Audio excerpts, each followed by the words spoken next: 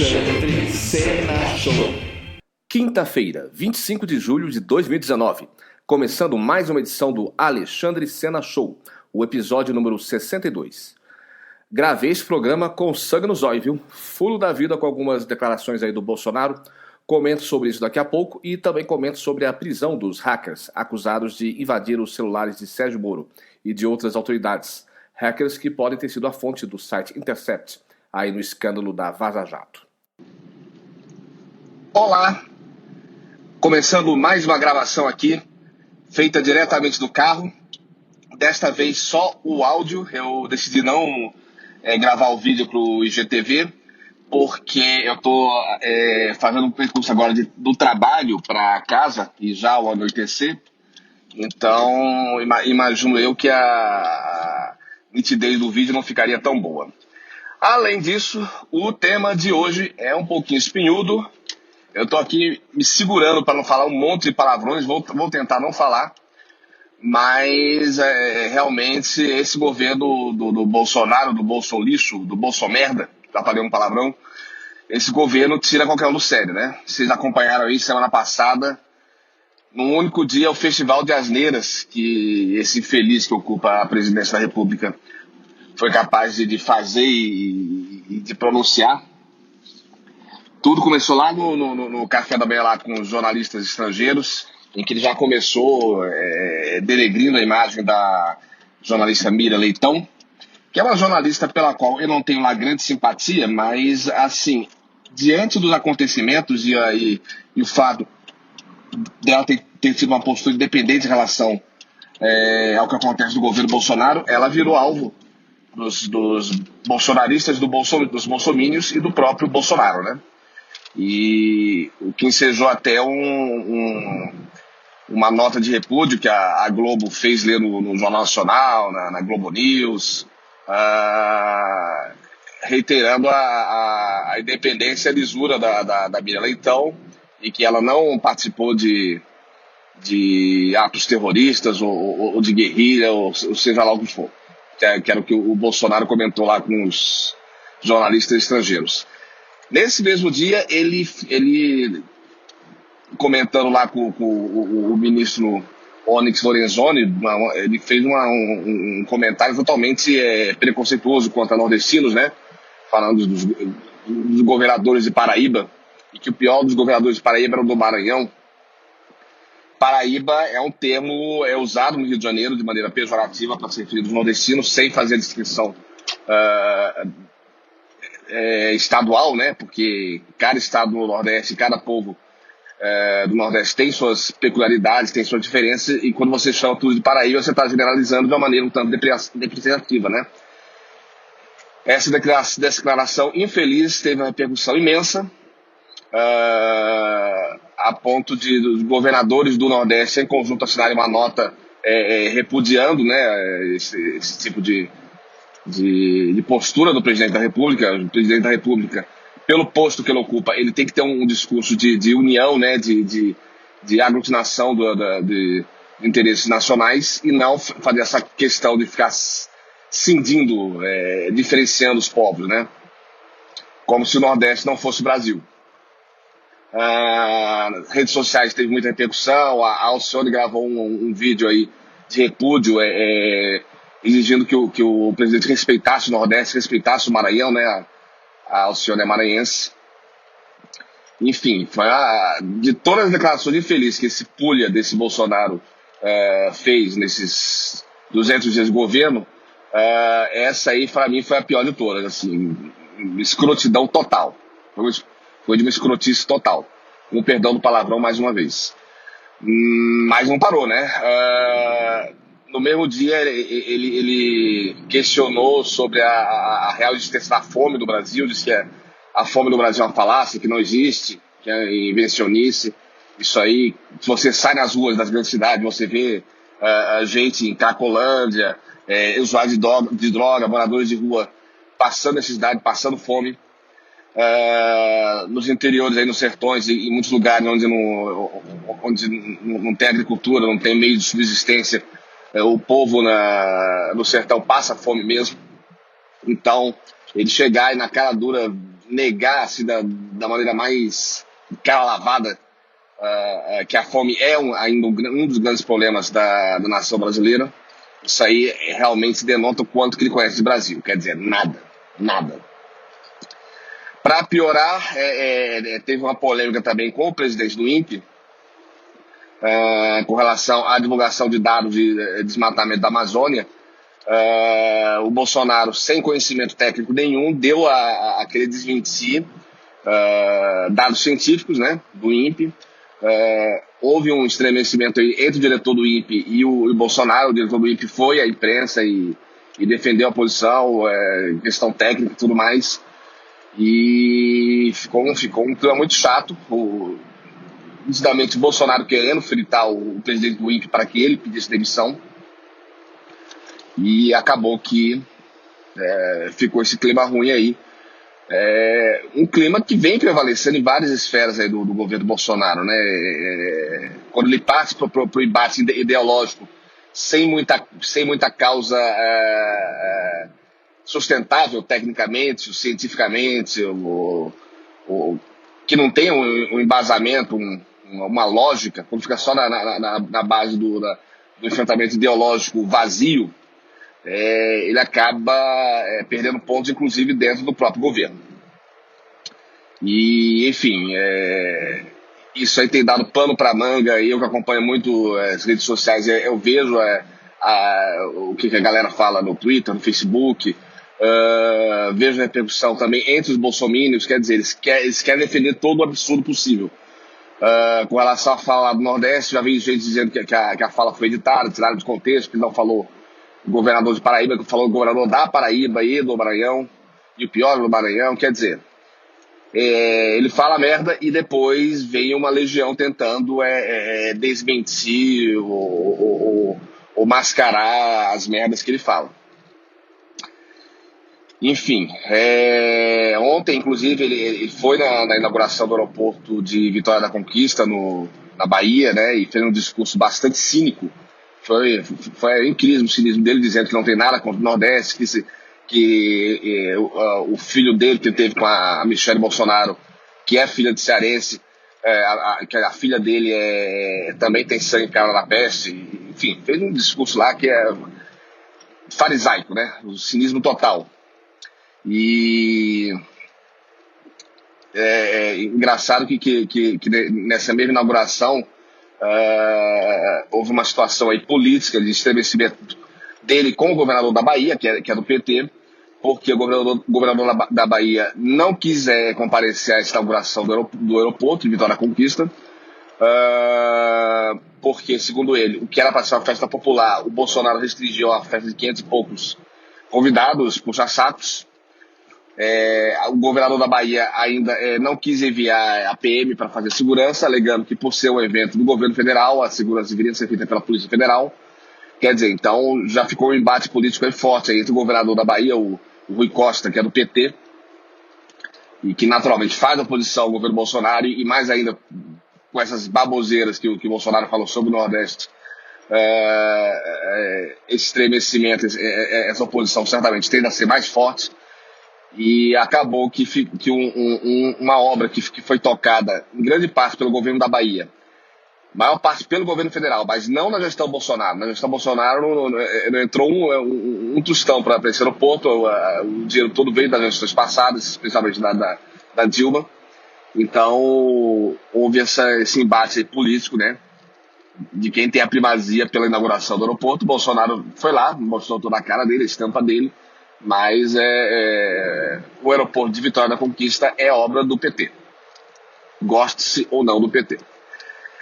Mas, enfim, além dessas baboseiras aí do Bolsonaro, o assunto aí das redes sociais aí dos últimos dias foi a prisão dos supostos hackers, né, que teria invadido o celular do ministro Sérgio Moro, do ministro Paulo Guedes, se não me engano também do Deltan Dallagnol.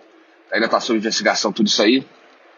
E aí não se sabe se foi esse grupo que repassou as conversas do Telegram, da Lava Jato, lá para o Glenn Greenwald, o site Intercept, que vem fazendo a divulgação, né, o vazamento dessas conversas que expõe todas as mazelas aí da Lava Jato, e o uso político, né, o direcionamento político com fins de prejudicar politicamente determinados setores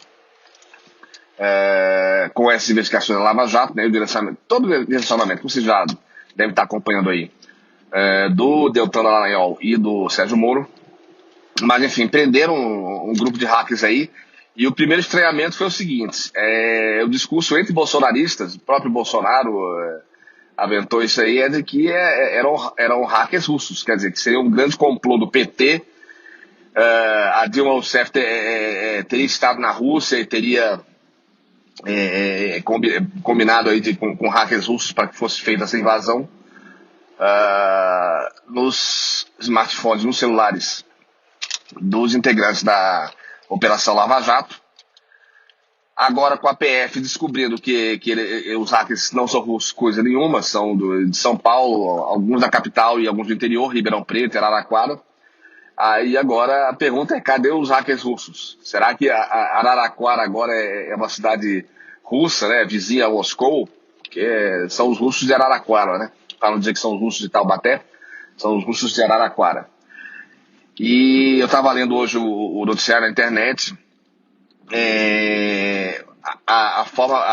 Provavelmente a forma como eles conseguiram hackear os dados do Telegram do Moro foi a maneira mais prosaica possível, mais tosca. Eles, por meio de um sistema de VoIP, né, voz sobre IP, eles duplicaram o número do celular do Moro e ligaram para o celular do Moro, fazendo assim como se o Moro atendesse uma ligação vinda do próprio número dele. Por que eles fizeram isso? Porque o Telegram, na versão web, ele permite que a pessoa mande peça um código de verificação, e o Telegram manda geralmente por ligação telefônica. E aí o que acontecia? Quando eles pediam isso, eles ligavam várias vezes para o número do Moro, para a ligação do Telegram com esse código de verificação cair na caixa eletrônica do Moro. E aí depois, com esse sistema de voz sobre IP que foge a um número falso, eles botavam o mesmo número do Moro, e o que acontecia? Caía na secretária eletrônica, e sem senha, sem nada, eles tinham acesso às mensagens de voz, inclusive a mensagem de voz do Telegram, com o código de verificação. E com esse código de verificação eles conseguiriam entrar a partir de um outro computador na conta de Telegram do Sérgio Moro. Então, um golpe relativamente simples de fazer, que aí expõe aí toda a vulnerabilidade do sistema de telefonia, e com isso eles conseguiram ter acesso às conversas do Moro e provavelmente de outros integrantes aí da Lava Jato pelo Telegram. Ainda está sob investigação. Mas, além da constatação de que não precisa hacker russo para invadir Telegram de integrantes da Lava Jato, isso pode ser feito aqui no Brasil mesmo de uma maneira muito, muito simples, né, muito tosca até, fica aí a questão de que a Polícia Federal, ao descobrir que houve invasão, que os hackers de fato existiam, isso prova que as conversas que foram publicadas pelo Intercept de fato eram verídicas. Não foi montagem do Intercept, não foi montagem de conversas. O hacker, se foram esses hackers, foram outros que passaram a conversa pelo Glenn Greenwald, passaram conversas que realmente aconteceram.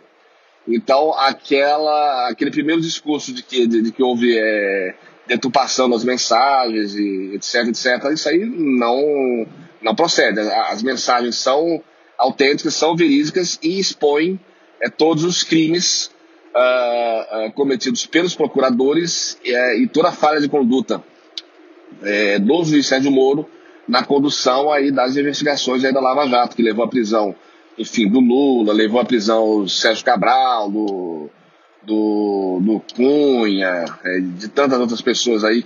A investigação é sobre o Renan Calheiros, sobre a Aécio, enfim. E aí fica aquela questão, né, que é o dilema aí que os lavajatistas levantam.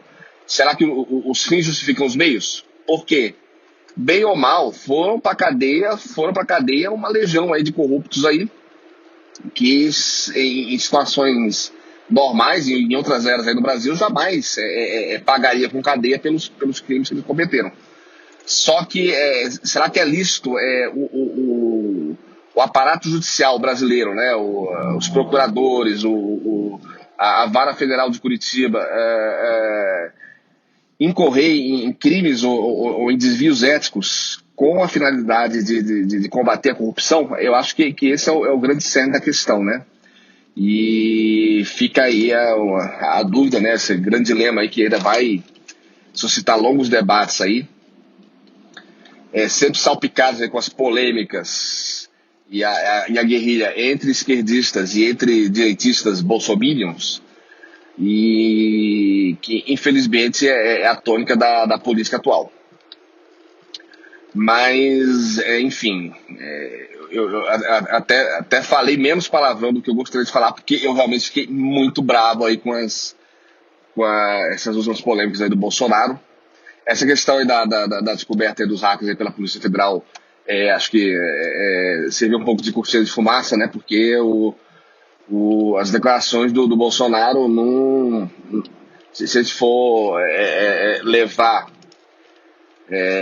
na ponta da língua, né? Se for seguir uma regra assim, na ponta do lápis, seria caso até para uma moção de repúdio, até um pedido de impeachment, né? Porque declarações de presidente da República na qualidade, dessa qualidade que ele fez aí, realmente acho que não condiz, né, com o cargo, com a liturgia do cargo de presidente da República.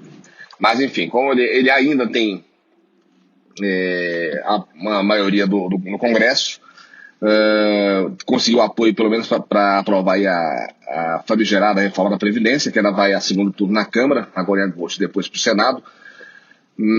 Eu acho que um eventual impeachment do Bolsonaro está bem fora de cogitação.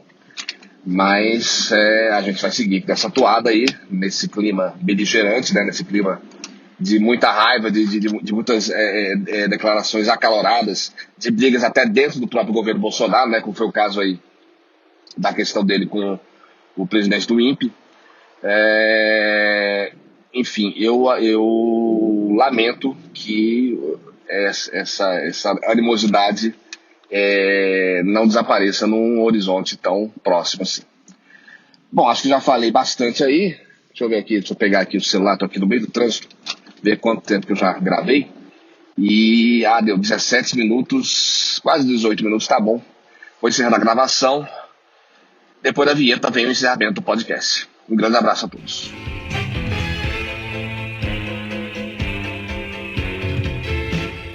Alexandre Sena Show. E vamos terminando esta edição 62 do Alexandre Sena Show. O próximo episódio, o de número 63, está previsto para ir ao ar no dia 15 de agosto. Visite nosso site alexandrecena.jor.br, visite nossa página no Facebook, facebook.com/alexandresenashow, interaja comigo no Twitter, @alexandrecena ou @acenashow. Também no YouTube você pode conferir uma versão desta edição sem fundo musical. Meu endereço lá é youtube.com/canal Sena. A todos um forte abraço e até a próxima.